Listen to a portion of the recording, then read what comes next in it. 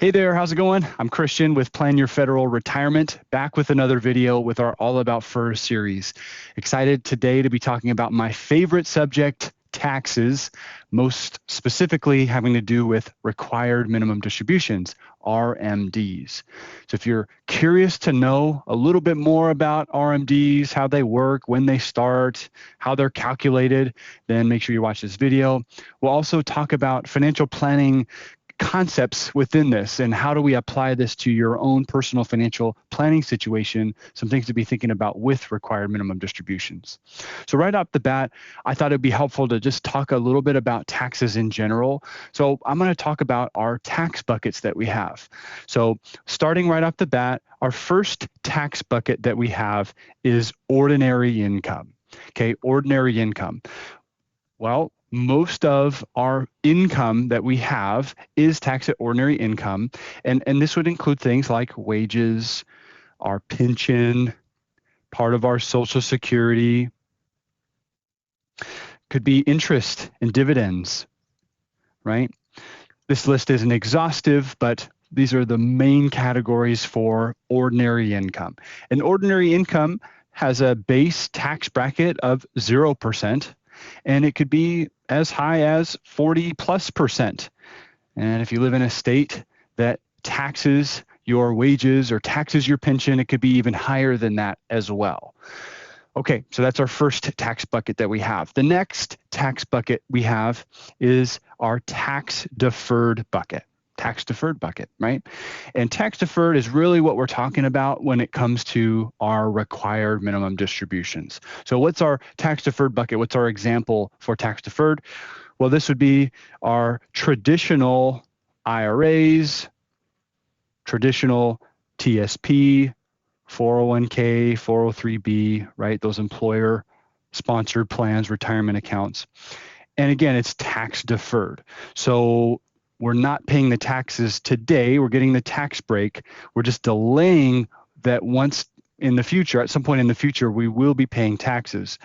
And so when we take money out of our tax deferred account, it is 100% taxable and it is going to be taxed at ordinary income. So again, we're delaying the taxes in our traditional TSP and our traditional IRA so that in the future, when we do pull money out, it's going to be taxed at ordinary income, again, somewhere between 0 to upwards of 40+%. And again, that could change even if we live in a different state or if the tax laws change, could be higher, right? Our other tax bucket that we have is our capital gains tax bucket. So this would be if we had, brokerage account, stocks, maybe we had rental property we sold, and the tax bracket for capital gains is going to be somewhere between 0% and 20% currently. For most people, it's going to be around 15% would be their capital gains tax bracket that they're in.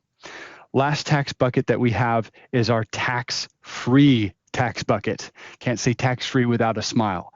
And so tax-free, what does this include? Well, this would be Roth IRAs, Roth TSP, Roth 401k. It could even include an HSA. An HSA is a tax-free account. What's the tax bracket in a tax-free account? 0%, it's tax-free. And again, can't say tax-free without a smile. So as we're talking about required minimum distributions, RMDs are really only going to be related to our tax-deferred retirement accounts.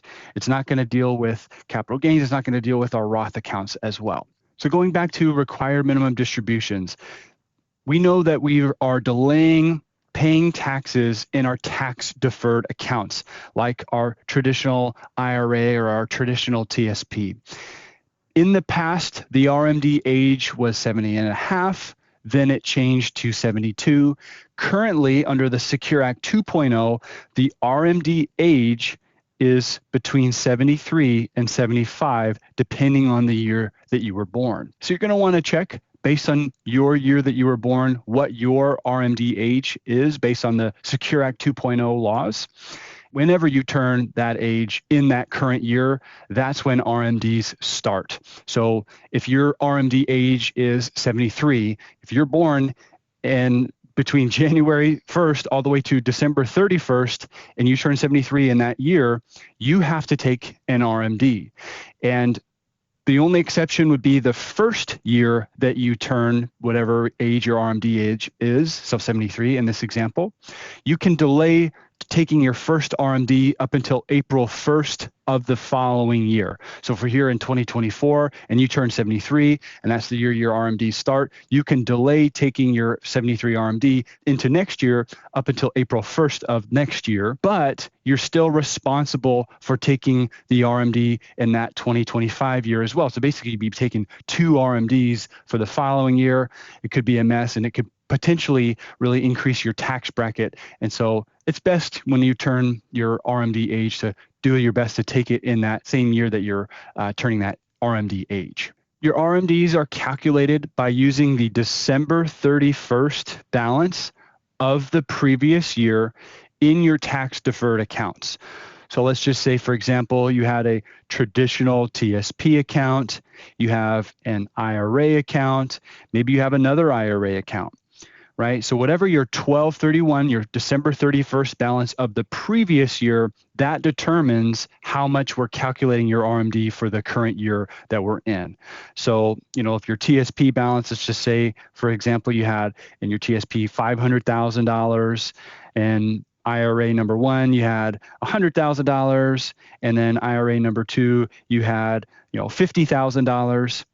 This would be a total of $650,000, but we have to calculate it based on each of the accounts, how much of the RMD you have to take per account. One of the unique rules with IRAs in particular is that you can combine what your RMD is and just take it out of one IRA. So if you have multiple IRAs, in this case 2 IRAs, 100,000 plus 50,000, you can take the RMD based on the $150,000 just out of the one IRA. We cannot do this for our retirement accounts through an employer. So think the TSP, 401ks, 403bs. We cannot take the RMD out of our TSP, 401k, 403b, out of our IRA. We have to take it out of that account itself. So whatever our TSP balance is December 31st of the previous year, we have to take that RMD out of that TSP account. We cannot take it out of the IRA to satisfy it for the TSP. So now that we know it's based on the 12/31 balance of the previous year, then you divide that by the life expectancy tables provided by the IRS. And if you're 73, that number currently is 26.5. So you take that $500,000 divided by 26.5, divide that by 26.5, divided by 26.5, and then you come up with your RMD for that current year. Now, the good news is the custodian actually calculates what your RMD is for you. So the TSP is going to calculate what your RMD is. Whoever your IRA is with, that custodian is going to calculate what that RMD is. So you don't have to do that math yourself. You're just going to be the one responsible for taking that distribution. They're not going to automatically send that check to you and take that distribution. You have to initiate that distribution. One of the things I like to do for my clients is I'm planning what their RMD is. We're trying to walk around, what do we think it might be? Because of course we won't know what the market does and what their accounts do and how they grow. But a good back of the napkin math is to take 4% for that RMD for the first year. So if we look at this, for example, the $500,000 divided by 26.5 is a little less than $19,000. If we divided it by 25, or if we took 4% of $500,000, it's about $20,000. So that's what I do when I'm planning with my clients. I take, our first RMD is going to be about 4% of whatever our traditional IRA TSP balance is. And so if we had $100,000, it's going to be a $4,000 RMD. If we had $1 million, it's going to be about a $40,000 RMD. Now, of course, we're going to recalculate what it is once we turn that RMD age, but it's just helpful for some of that tax planning for the future. There is a penalty for not following instructions, for not taking your RMD. It used to be a 50% penalty. Now, under the Secure Act 2.0, it is a 25% penalty for not taking your RMD. So what does that mean? Let's say you had a $10,000 RMD and you didn't take it. Well, when you do take it, you would be hit with an additional $2,500 penalty when you file your taxes, right? So we really want to stay on top of our RMDs so as to not incur any unnecessary penalties that we have to pay the IRS. As a person gets older, their RMD number, their life expectancy table number decreases, and so the amount that their RMD that they have to take increases as they get older. So it's something that we have to plan for, that, you know, if our RMD is a certain number today and we take that number out, it's possible that we have to continue to take out even more than the account even grows by. RMDs can really catch people by surprise, and so as we're working with our clients, as we're talking about in these videos, there's some tax planning that we can do to try to reduce what our RMD is. One could be that we contribute new dollars into our retirement accounts into a Roth account instead of a tax-deferred traditional account. You know, that's one way that we can reduce our future RMD, is just putting new dollars in that is tax-free versus tax-deferred. You, of course, want to compare what your tax situation is going to be in the future versus what it is now.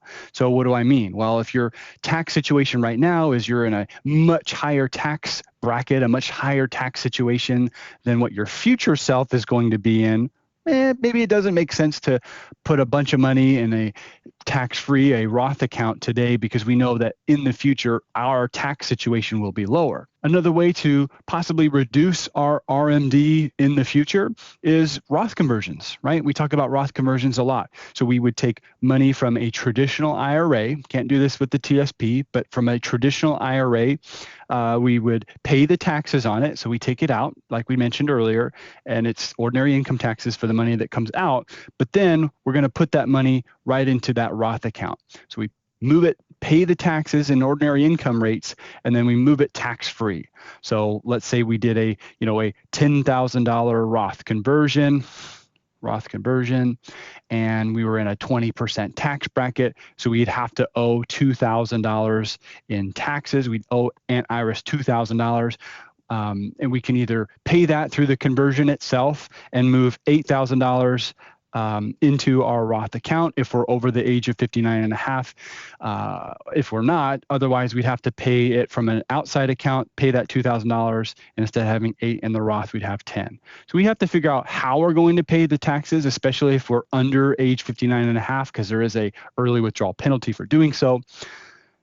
But that is another way that we can reduce our RMD, is just by moving money today out of that tax-deferred account into the Roth account, thereby lowering what that RMD in the future actually would be. If you have lots of different custodians, if you've got, a TSP, an old 401k, multiple IRAs with different custodians, it can be kind of tricky to handle what your RMDs are going to be, to manage what all those RMDs are going to be. So one solution, one thing to be thinking about is a possible consolidation into fewer, maybe even just one account, to where it's only going to be managed by that one custodian, and you'll have a much easier process for handling what those RMDs are when you reach that RMD age. The last thing I'll say is this pertains to your accounts that you personally own. There are different rules for required minimum distributions for inherited accounts, inherited IRAs and the like. So we have to separate that from what we're talking about today. Those kind of have separate rules associated with them. But these RMDs, again, are pertaining to your personal accounts. The last thing I'll say is there are a little bit different rules for inherited accounts. So think that inherited IRA or even inherited Roth IRA. So I'm not talking about those today. This is mainly just to have to do with your personal accounts that you have, dealing with those RMDs. Now, RMDs can be very complex. They can get really complex. So if you have questions related to this, feel free to leave your question below in the comment section. If you want to meet with myself or one of our advisors and really go through this a little bit more in depth, we'd be happy to do so and consult with you there. Make sure you are subscribed to our YouTube channel so you get our latest videos and content that we're putting out. And of course, until next time, happy planning.